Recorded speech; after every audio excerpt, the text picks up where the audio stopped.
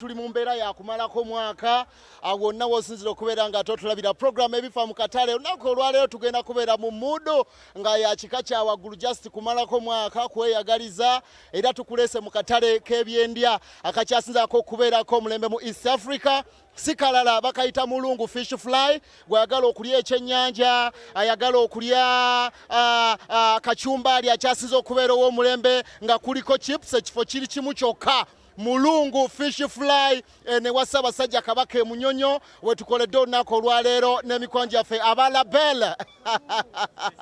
Merry Christmas and Happy New Year, ladies and gentlemen, whoever is watching BBS Telefina, Happy New Year mukuliko omwaka and munaesirwe luno sikekana akatale akasembayo mu mwaka Robert twagala tukakole nga fire. Tuli mu katale kasawo sajja kabaka mulungu fish fly omusajja nga wakulaze bulungi nnyo abaana basazeeko dda ana bali mu kulya sente zaabwe ebyennyanja biri mu kalayi bitokoto okufaako bufi naye nga tetujja kukolabira mikonjo gyaffe aba MTN abaga nti enkola ya MTN Momo Pay bw'oba ozze mu katale kano ak'emulungu fish fly osobola okubeera nga temugana ng'otambuza ekintu kino ng'okozesa enkola ya MTN Momo Pay n'ogula ekyennyanja kyo abaana ne bakikolako okategedde bulungi nnyo owaayo obuwisente omwana wali yasomye owa mobile money asobola okuba nga era ebintu abikozesa bulungi nnyo Robert togenda yeeyo ndabawo mumbejja waliwo mujja waffe ayinza okuba nga ate ekintu yakidiibuudde bemikonjo gyaffe ba MTN abatuwagira mu programu eno ebifa mu katale batuwagidde omwaka mulamba okitegedde bulungi nnyo osobola okubeera ng'olengera ekyennyanja nga bwe bannaye mujje tumaleko omwaka nga ng'olidde ku kyennyanja ebintu bino muleme kukoma kubiraba ku TV mujje wano mulungu mubeere nga mweyagala ebyennyanja bwe biri wano mu bbeeyi ez'enjawulo ebyamyuka emimu ebirina cutex na byonna biri wano mu katale ke naye mulongo fish fly abasajja we bali kansooke nyumye mukono ebintu byakwagaliza makansooke na mukazi manyi waliwo omuntu waliwo tekyebeereka mujja kunsa soko yagaliza abantu omwaka naye mwebale kulya naku nkulu tweyanziza nnyo tweyanzi naye olabika vibe naye tolina bulungi vibe bambi sina vibe musajja kiki mwakyankalana yandekawo ogenda kufunayo omulala omwaka ogujja kugenda kubeera waliwo eyajjaawo gweba obuuzaako mwagaliza omwaka omulungi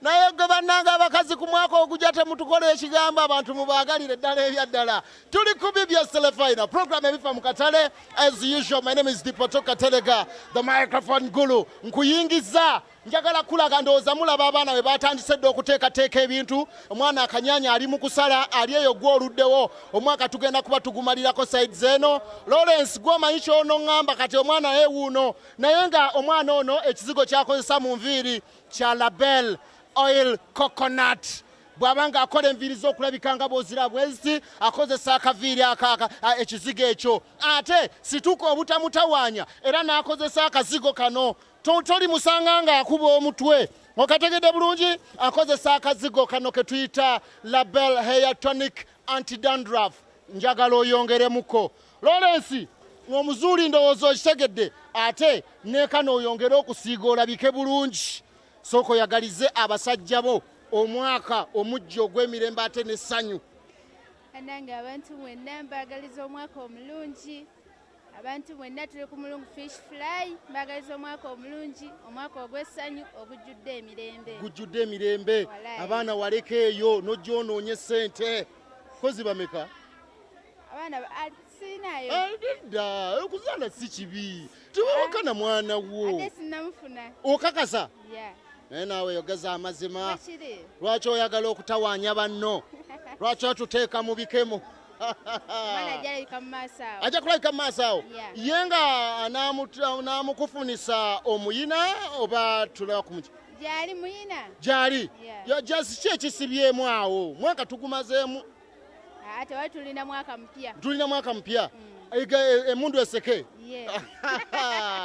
BBS Telefina program ebifa mu katale bintu byakweyagaliza mwaka lwaki obongoota kiki ekikubongoosa mwenna obongoota kasase yatugaana okubongoota obongoota lwaki empewo nnyingi kimaama genda ewaka owummule lwaki oli ku mulimu gwa bosi ati oli mulwadde ndawona tafaana. Ojja kuwona just obongota mu bubongosi. Tumira omwami wo mwagaliza omwaka omulungi. Ntumira abazadde bange ne jjajja wange ne kitaawo wange ne mama wange ne baganda bange mbagaliza omwaka omujja gwe gw'emirembe. Kitaawo yambaawo yakola ki? Tewali. Tategeerekeka yeebuzaabuza. Simulina. Wabadde kye? Simulina ate nimbe. Mwacyankalana bucyankalanyi n'omu Nedda ssebo simulina. Tomuyina? Kola bw'oti ndabe. Omanyi nze nina we mbalabira kyukamu bw'oti. Talina. Kale weti wetuga naye gwe sooka ompe kuhaaga bakama bange njabba nnyonnyola. Tereza amu naawe. Tekyebeereka. Mpahaaga ejjudde. Tigene gwe ogenda n'ogira.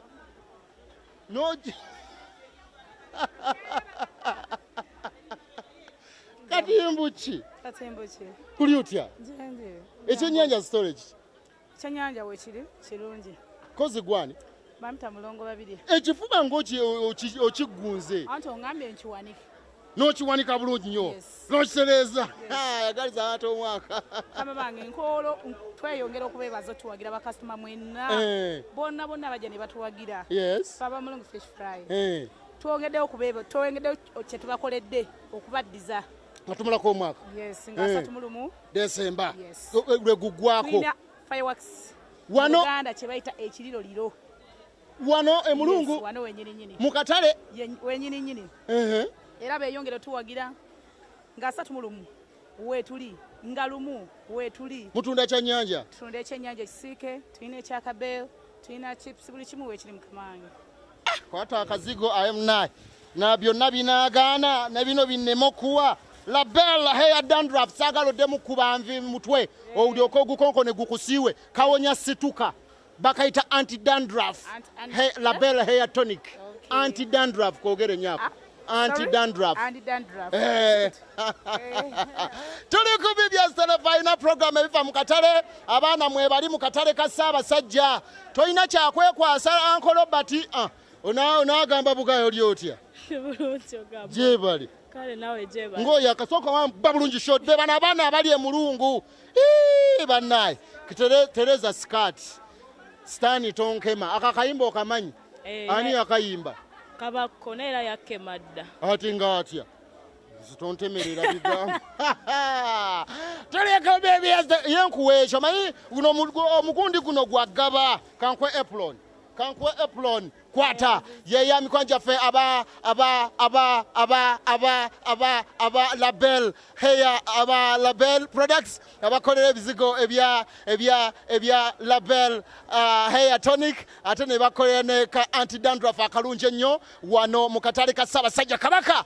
Ngezaako kulambuza abaana be batandise dda okulya ssente abaana bazedda ecupa emmeeza zajjudde dda bantu bali mu kulya ssente zaabwe bannanga ayayayayaya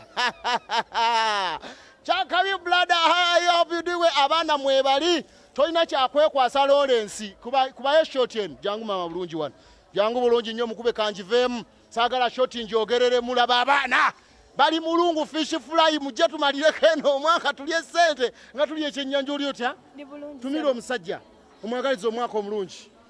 Sina musajja wafiibwako embwa anti ali mwana muto. Okyali mwana muto kyekikulemesa okubeera n'omusajja ono nga naye yeetega oba yoono yagaliza abantu bakasitoma abamu bakasitoma b'e Mulungu fish fry tubagaliza happy new year mujje nga 3 Mulungu tugenda beerako waneno ne ka fireworks tugenda beera ne live band tugenda kunyumirwa kunywa kunya sente sajja basetinga obula ye nga bandi bulala waliwo n'omulala wano omwana ttu naye ono baana bameka nzaalo nga mmeka sina yadde n'emu nammwe ate kiki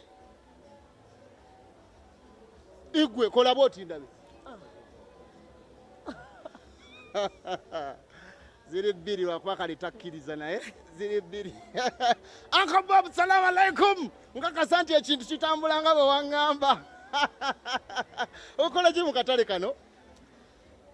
tuli muno tuli bakozi ba muno tutunda ebyokunywa tutunda ebyokulya tunyiriza ekifo nga okiraba. Ojja otya mu katale k'e Mulungu? Nga lukyanga mbeera eyo nga nnoonya wenkolera ne bangamba waliyo Mulungu fish fry. Kati munookolamu ki ggwe nga ggwe? Nze ninamu ebbaala tutunda byakunywa. Mwe muli ba byakunywa. Katale kano okasanze otya? Akatale kano nkasanzeemu ebirungi bingi kubanga nkafunyeemu ssente, nfunyeemu emikwano weewaawo, tuyigiddemu empisa ebintu ebimu oba oliawo n'ebirala. Oliawo mwami ye yabulira mu ddala banga eryo baba yaaye. Gwe ebirungi byofunyeemu bwabanga omwami tonamufuna kana akatale kakyakusaze. Ye taliimu. Sajja baabo bonna tebalina makulu. Yagaliza abantu Christmas amino omwaka omujja. Bakasitoma baffe ab'e Mulungu fish fly. Mwebale kuyita mu nnaku nkulu, mwebale kumaliriza Christmas. Era tubagaliza omwaka omujja gubeere gwa ssanyu gubeere gwa mirembe. Era tubasaba mujje nga 31 tulinawo fireworks, tulinawo live band, tugenda kunywa tulye paka kubawuliza. Paka bwe munaamanya kwat nkuwadde akantu njagala olusulongera okunyirira ate gwe omanyi ky'olimpa. Tuli ku BBS Telefina program ebifa mu katale, ndi mu katale ka Ssaabasajja Kabaka ak'e Mulungu fish fly wenkoledde olunaku lwaleero ekyennyanja kitokota. Ne Robert njagala olageko abantu wali ekyennyanja engeri gye kitokotamu. Abantu tebannaba kubanga ate bakirabamukko engeri gye abantu bayingira. Abantu bazze mu katale kana akatale abantu bakajjumbidde bulungi nnyo ate laba ono laba omanyi kati mbasanga busanzi nange neki oli otya? Gwani amannya go? Amannya agange mpitibwa Yvonne Maaso Ttaala. Okola ki mu katale muno? Mu katale muno nsaavinga byakunywa. Osaavinga byakunywa? Oli mufumbo? Yogeza amazima. Teweesibye omukisa? Nedda mukwano. Bitambudde bitya? Bitambula bulungi. Ojja ddi mu katale k'e Mulungu? As in okujja kukajoyininga? Najja last year mu November. Kati okasanze otya? Sekafunyeemu buzibu. Tonakafunamu buzibu. Kowoola abantu abava ebuule n'ebweya ebitundu ebiriraanyewo wano wonna bajje tweyagaliye mu katale kaffe. Nkoola mwenna abantu abali ebule n'ebweya mwenna mujje e Mulungu tunyumirwe nga 31 tuyinayo Kivulu live band fireworks byonna mujje bambi mbungi mujje kampanire no. Don't kufukamira just mpahaga just haga yali haga ye yazaala ebizibu ye yaleeta ebikambwe. Tuli ku BBS Telefina program efa mu katale tutekeba mu konja faba MTN Momope abagante bana akabeero ke kano abadde abuuza akabeero be kafaanana mu katale k'e Mulungu kali kafaanana ne mwana gwe buuza ku bantu baga omwana yakoze akabeero ya rabbi buuza ku bantu nziruke neeyongereyo. Manaye mujebaleko emirimu gye mukola mujje Mulungu mujje muli ekyennyanja weekiri wano waliwo akabeero waliwo ekisiike waliwo ekibisi oba oyagala kyanva naye mbagaliza omwaka obulungi n'ennaku z'omwezi nga 3 mujje Mulungu fish fry waliwo fireworks waliwo abayimbi mujje mutuwagire. Kati kana akabeero sente mmeka ali mukula ku BBS Telefina alaba akabeero nga bwe kali omuntu ajja na sente mmeka olusaniya? Olusaniya lwa mitwalo 4 kisinzira ky'ogenda okulya. Kati nga kano kwendaba ne katunkuma oba oli kuba bye bali mu kulaba? Mitwalo 4 Kiri Mulungu fish fly nkakasa nti ekintu kitambula nga bwe kiteekeddwa okuba nga ate kitambula ku BBS Telefina katuli program ebifa mu katale yanze Departo Kateregga the microphone guluwo aya ge labekalai daba shoti eri wano Robert yarabbi biri byonna nga bw'obitunuulira bya nnyanja mujje e Mulungu wenkoledde olunaku olwaleero mujje tulye ebyennyanja bannange mujje tubeere nga ate tweyagalira ddala mu katale ka Ssaabasajja kano ak'e Mulungu ebyennyanja biyitirivu bannaye bino abantu byonna babirya bino kyendaba abantu bonna bali ebyennyanja bino okola nga ate bitambula mu ngeri kyase maama oyagalirako muwogo oyagalirako bummonde buzungu akabeero okalabye oyagala ki yenjogere kindeke ki okuba nga ate obulamu osobola okubeera nga ate obutambuza wano e Mulungu. Robert yali ku kamera okuba nga ate akulaga akatale kano ke tulimu abantu bo balina ssente abantu bakaaba aba BBS mubagala nnyo webali bana abalasa sembera nombuzeeko sembera nobuze ku bantu ba Ssaabasajja Kabaka obagaliza omwaka omulungi muli otya sembera wano nkutuukeko bulungi sembera wano abantu ba BBS tubagala nnyo mwebale okutuweereza mwebale empeereza ennungi amanya Sande Robert okuva enalulanga tenamuganga mbagaliza omwaka omulungi naye mujje mutuwagire ku byennyanja byonna weebiri baba n'abasajja bali bize kiri mu katale kano akasaasajja kaka ebyennyanja bakolokota tuli mu mbeera yakumalako mwaka nkoledde mu katale ka Ssaabasajja Kabaka ake Mulungu we tuli olunaku lwaleero abasajja beeyagalidde mu katale ka Ssaabasajja Kabaka wano ntuuse wa Naalongo bagita Sugars Bar ya Naalongo ndabawo Sugars Bar ndabawo Celebrity Bar neera nga bw'otulaba oti wamma abantu bazedda njagala gabira kubamu ku bakasitoma wano abenga akubye ebinyonyi bibiri n'ejjinja limu azze kulya ku ssente ze ate n'ebintu wano n'afuna mbayo ku bizigo bongere okunyirira ne Mulungu eriyo aba ajjayo nga talabika bulungi kano kasituka saagala situka akugire beautiful kano kasituka sagala situka akutawanye bakayita hair tonic dandruff buli wowulira situka mu nviiri nga okola ki ng'oyisaamuko baana bafaanana bwe batyo nga bw'olaba gwe kankwe kano Balabel happy skin body lotion okubye ebinyonyi bibiri n'ejjinja limu genda onyirira olususu guno tuli mu kugaba ono mutwa muntu mukulu abuzaabuza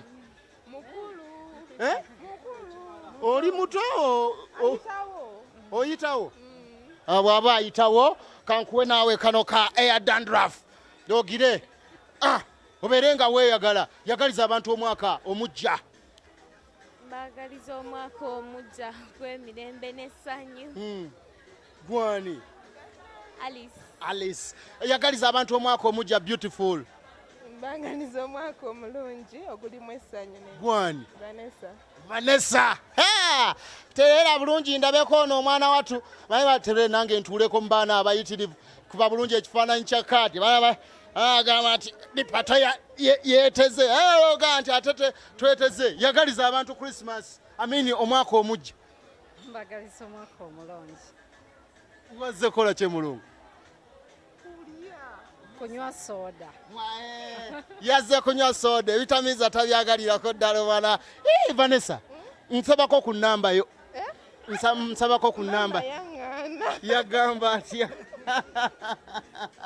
Vanessa no mami yamugaana okugaba ennamba yo okumala gakigaba naye nga bwetutyo bwe tuli bannange abasajja sina kyembaagaza akati ako kako nyinza okugaba nga bulula n'akako nga tute kwata ate kakati nkatwalira ki tuli ku BBS telefayina njagala kunoonya omu ku bakulu abakulira ku kifo kino atubuulire enteekateeka zaabwe mu ngeri ekyasinze okubeera ey'akabi ate obulamu obeere nga tubutambuza mu ngeri ekyasinze era ddala okubeera ey'akabi abaana mwebali tuli mu katale waali wano salaamu alaikum kati gwe nkuwa ekireero simanyi kyonoopa kyonna olina omukyala ate lwaki akubuzeewo ujjemuwa akazigo kano bakayita happy skin body lotion normal and skin with shea butter tagambe nti nakajje wa munne kanzirize nafuna gwenkawo omulala enteekateeka eri etya akatale kano okutuuka mukatuuse ku mutindo guno gwe kaliko ak'ebyennyanja abantu okutuuka okukamanya bwe bati biki bye mukola okukafuula ak'enjawulo ekisooka kwebaza abawagizi baffe abatuwagidde ebbanga lyonna mwaka gwonna nga bajja ne bagula ekyennyanja ebyokunywa banaye mwebale nnyo mwebalire ddala ekifudde ekimu ku bifudde akatale kaffe okubeera ak'omulembe ekisooka tukuuma obuyonjo era nga bw'olabye abantu bwe mulabye akatale kaffe tuli bayonjo ate ekifo kyaffe twakiteekateeka omuntu afuna ekyokulya n'afuna n'aw'okutuula n'ekyokunywa nga weekiri ani yajja n'ekirowoozo ky'akatale akafaanako bwe kati waliwo mukama wange mwami Bukenya Steven yaleeta enteekateeka eyo kugamba nti tukole naffe ntujja netumwegattako netumuwa amaanyi okulaba nga tuteekateeka ekifo kino abantu abali b'ebyennyanja omwaka bagenda gumalako batya wano mulinawo enteekateeka yaabwe ey'enjawulo enteekateeka weeri ey'omuggundu era nga twagala okuddiza abantu baffe okubeebaza tuteeseteese nga 31 nkowoola abali okumpi n'ewala abeebule n'ebweya okujja wano e Mulungu fish fly tumalireko wamu ffenna omwaka ekisooka tugenda kubeera ne live band lukoba ku lukoba teri kuzikiza Kuolwa asatu mu lumu. Era nkowola abantu bajjenga bukyali. Ebifo bijja tuggwako kwolwo. Ebifo bijja kuggwawo kwolwo. Ate Kosudia was a person. Nedda ssebo. Kyekugamba.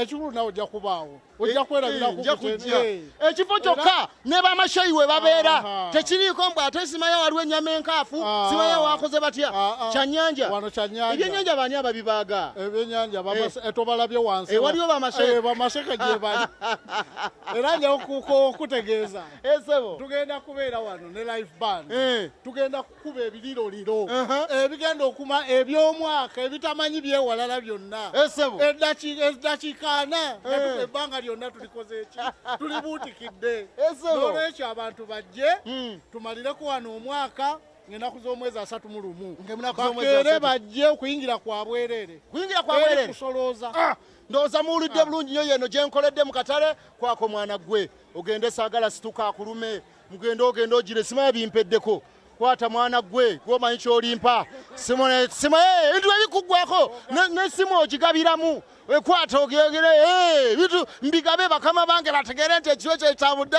nkoledde mu katale ka Ssaabasajja Kabaka ake Mulungu fish fly era nga bwolaba ekifo kiteekeddwa bulungi nnyo mu ngeri ekyasinze okubeera ey'omulimu nja okwebaza muganda nga Lawrence webale nyama peso okubeera nga atoganyiga mu ngeri ekyasinze okubeera ey'akabi njagala okwebaza muganda nga Robert akalwemera ku kamera naye akikwasaganyiza bulungi nnyo ate nange neebaze nange kanneebazeeko nze neebazeeko Departo webale kukola omwaka mulamba n'obeera ng'ekintu okikwaza Departo webale Departo okoze akatale webale omwaka ogumazeeko dipa emuna akati anana neebaza bwata mbagaliza birungi byereera abantu benna kyenyimbirizi muli mutyambagaza omwaka omulungi omujja abantu benkola nabo bambi abakozi bannange bonna ku BBS telefayina mwena mbagaliza birungi byereere bakama baffe okuviira ddala ku ntikko eri waggulu omukungu Sembajjo omwami Busuulwa COO mukulu Katende Biriggwa John Sebunya Finance n'abalala Angel Namboze. I love you so much ladies and gentlemen. Till then, a very good afternoon.